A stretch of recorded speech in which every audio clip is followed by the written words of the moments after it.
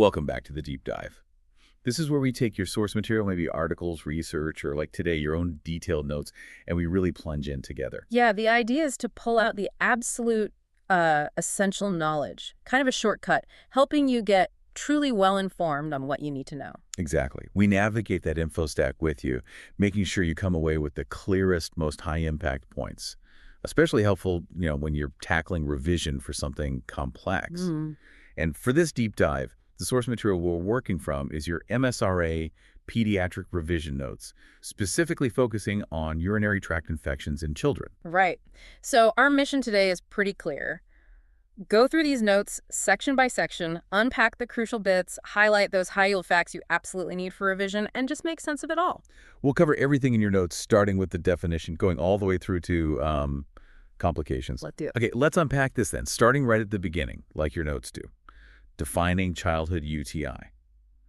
What fundamentally are we talking about here? Well, your notes keep it simple initially. It's a bacterial infection happening anywhere within the urinary tract. So that could be the kidneys, the ureters, the bladder, or the urethra, any part of that system. Seems straightforward, bacterial infection. But then the notes immediately stress why this is such a big deal in kids. It's not just any old infection. And that's vital for revision, right? Why the fuss? Your notes flag up a few key reasons. Firstly, it could signal an underlying problem, like an abnormality in the urinary tract. Okay, like a red flag. Exactly. Secondly, it's actually really common, especially in kids under 2.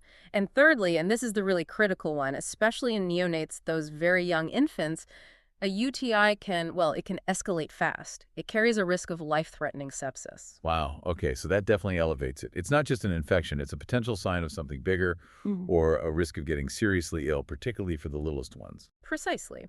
So when you're revising the definition from your notes, you want to link bacterial infection, any part of the tract, directly to those Y factors, potential abnormalities common under 2, and that serious sepsis risk in neonates. Got it.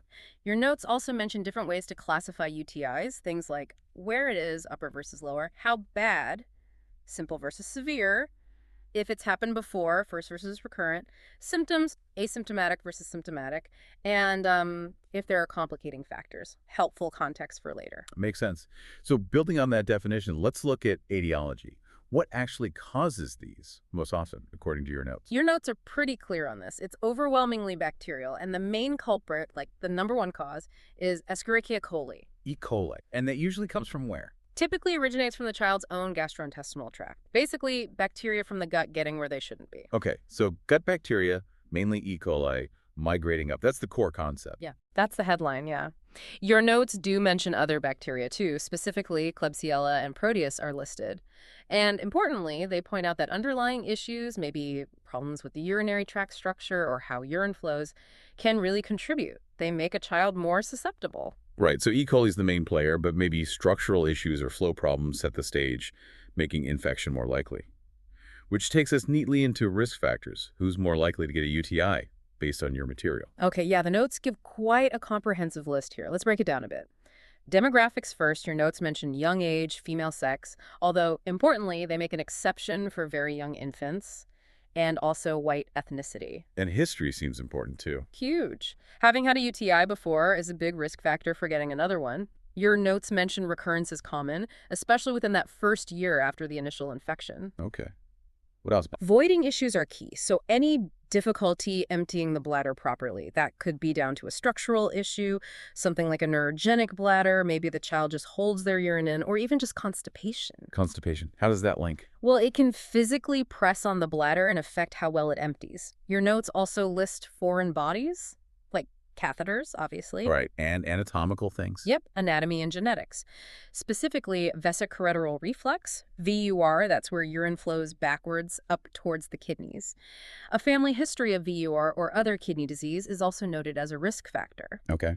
Then there's sexual activity, though that's more relevant for older sexually active adolescents, particularly with frequent intercourse. And anything protective mentioned. Yes, breastfeeding is listed as potentially protective, particularly for girls.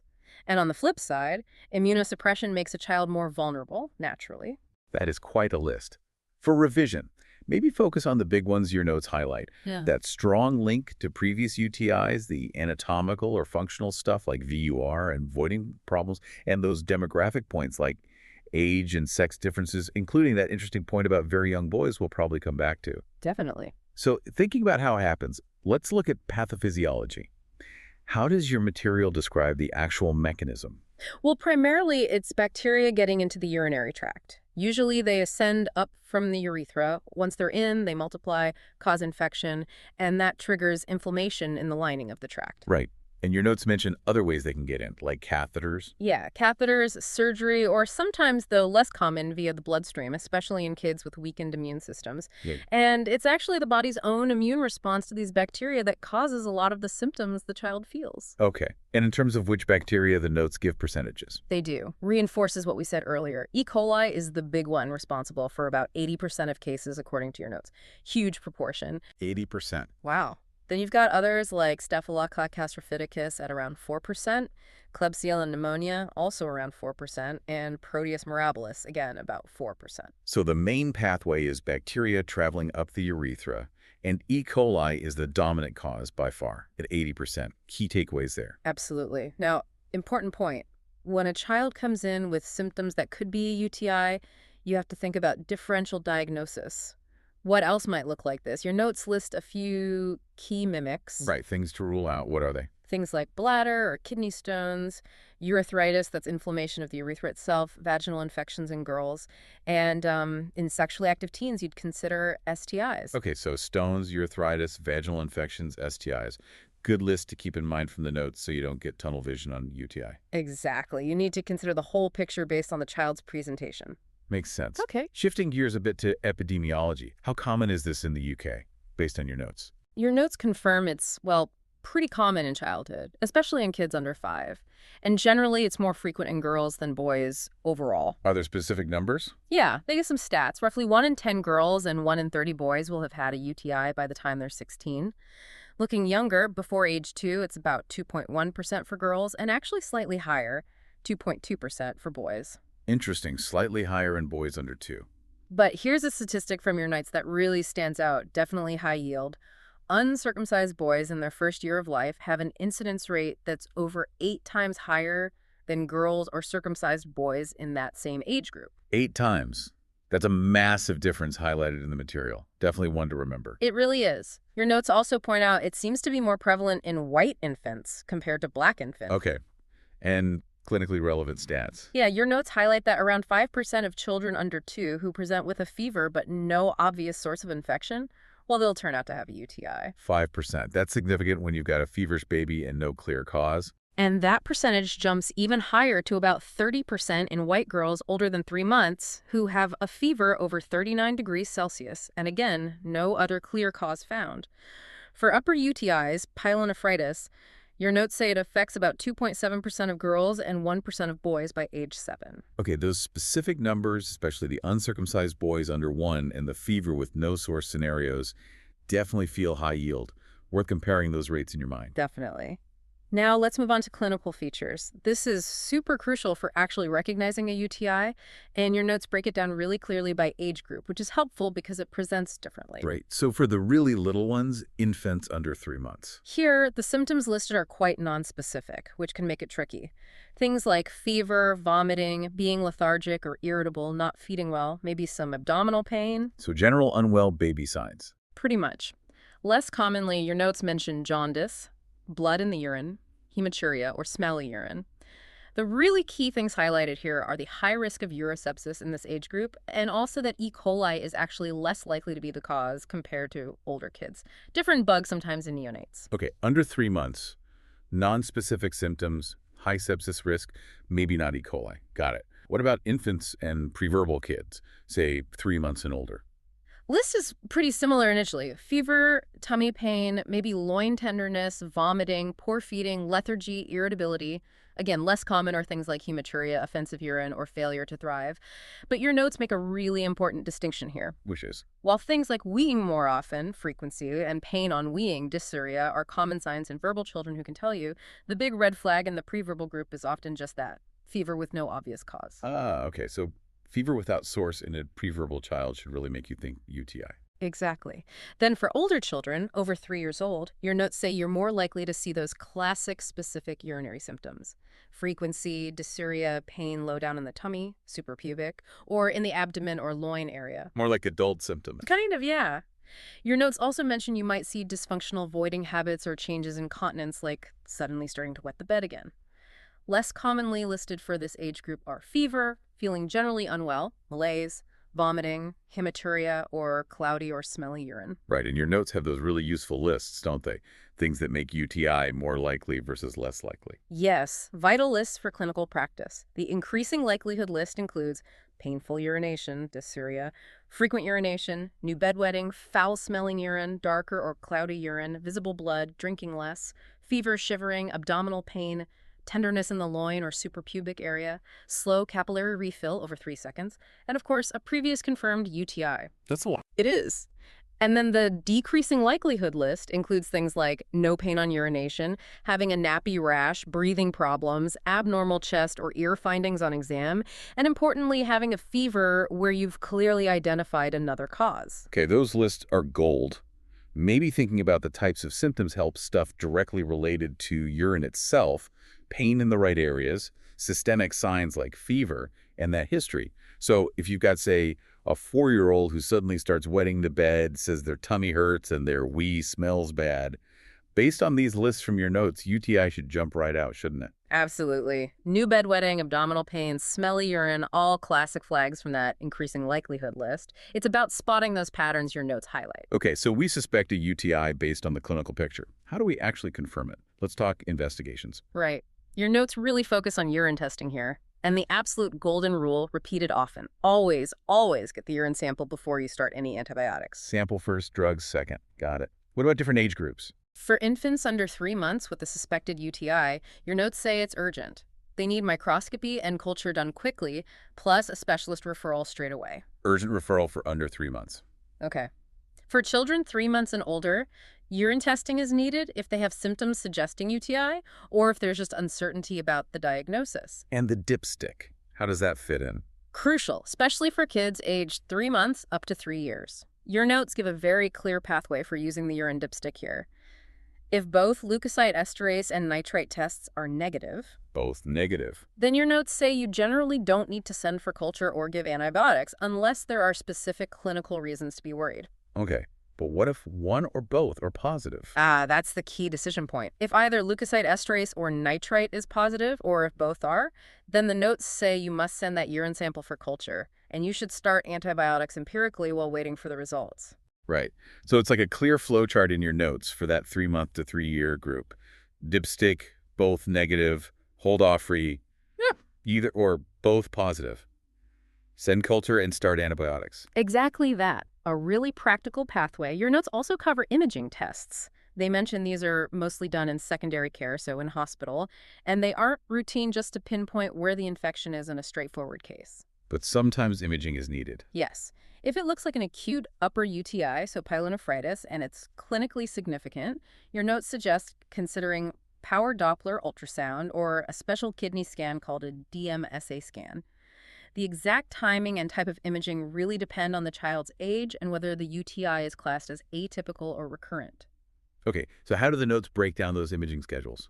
For babies under 6 months who have an atypical or recurrent UTI, or maybe aren't responding well to treatment, your notes recommend doing an ultrasound and a DMSA scan. There's another test, an MCU micturating cystourethrogram. That's the one that looks for reflux, right? Exactly, VUR. Your notes say this is only done if there are specific features suggesting it might be present, not routine. Okay. And for older kids, say 6 months to 3 years. For this group, ultrasound is recommended for atypical UTIs, or within 6 weeks if it's recurrent.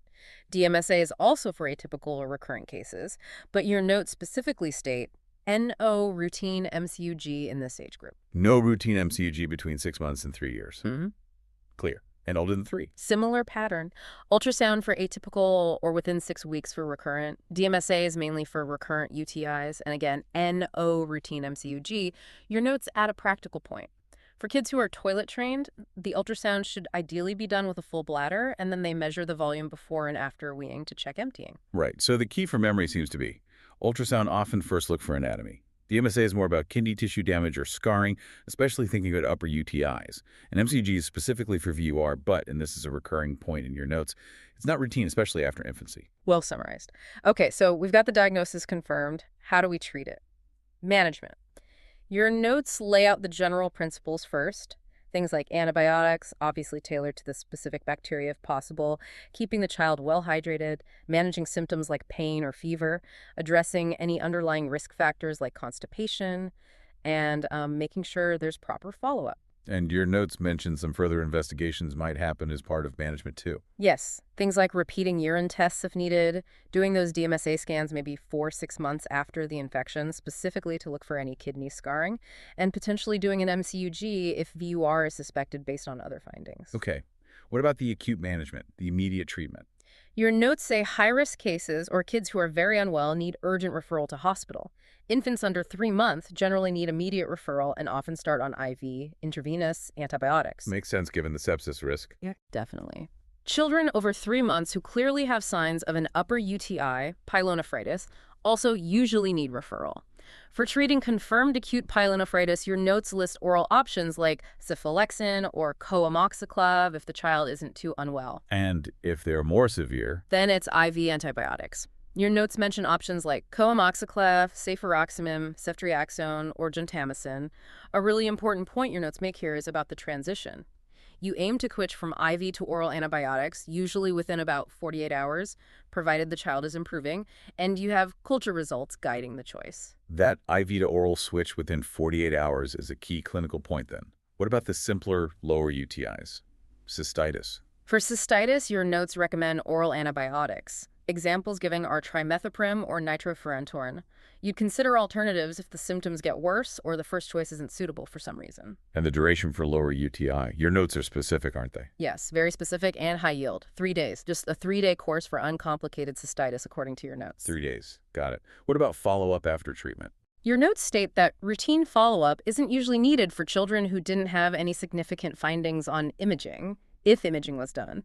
However, children who have recurrent UTIs, or if imaging did show abnormalities, should be referred to specialists to look into potential underlying causes or kidney defects. Okay. And preventing it happening again. And the notes cover this too. Address things like constipation or poor bladder emptying habits, encourage drinking plenty of fluids, making sure they go to the toilet regularly and don't hold on, and ensuring clean toilet access. And then there's a really critical rule, which your notes emphasize again later. Let me guess. Prophylactic antibiotics. You got it. The notes are clear. Avoid routine prophylactic antibiotics after a first uncomplicated UTI. Right. That seems like a really key message from your material.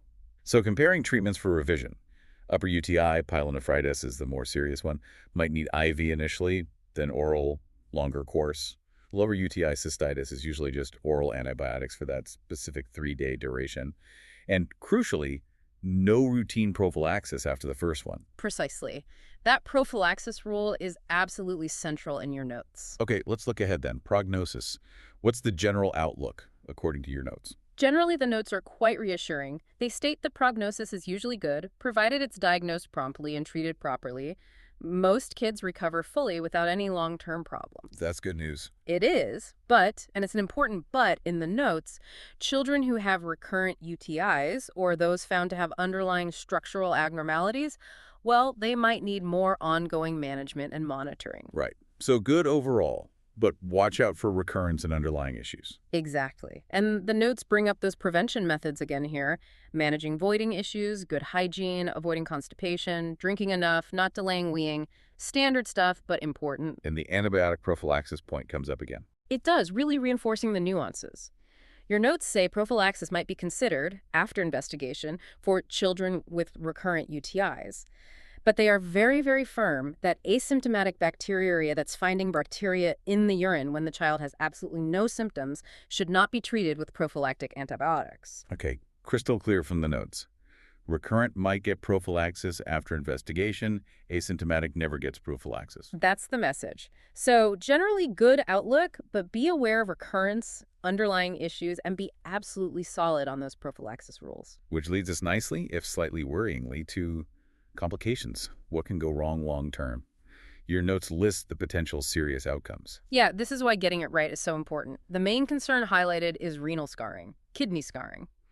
Your notes estimate this happens in about 5% of childhood UTI cases, and it's more likely if there's severe VUR, that reflux we mentioned. And that scarring can cause other problems. It can. Your notes mention a slightly increased risk of developing hypertension, high blood pressure later on, especially if the scarring is severe or affects both kidneys.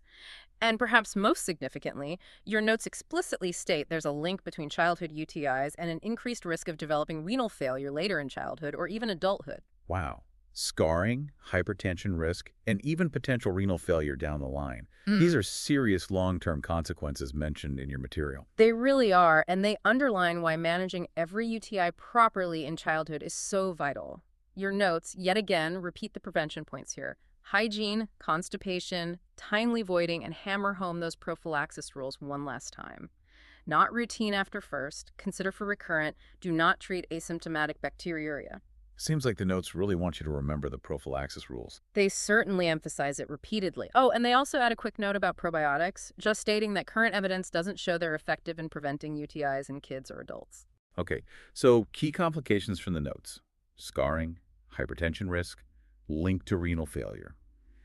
And nail down those prophylaxis rules. All in one. Right, well, we've done it. We've navigated all the way through your MSRA pediatric revision notes on urinary tract infections in children, section by section. Yeah, we really aim to distill all that information, pull out those high-yield nuggets, connect the dots between the sections, and just spotlight the key facts, stats, and rules from your source material that are going to be most helpful for your revision. And considering everything your notes have shown us, from that immediate risk of sepsis in babies, right through to those potential long-term consequences like kidney scarring, high blood pressure, even kidney failure later in life. Yeah. What does that really tell us? It seems a powerful underlying message from your notes is just how critical it is to take every single suspected UTI in a child seriously, to investigate it properly, manage it effectively, no matter how minor it might seem initially. Does that sound right? That sounds absolutely right. That's the profound implication. So take these key points, use them in your revision, keep digging deeper. And if you are preparing for the MSRA, definitely check out PassThemSRA.com. Yeah, and for even more resources that might help your studies, have a look at FreeMSRA.com as well. You've got this. Keep up the great work.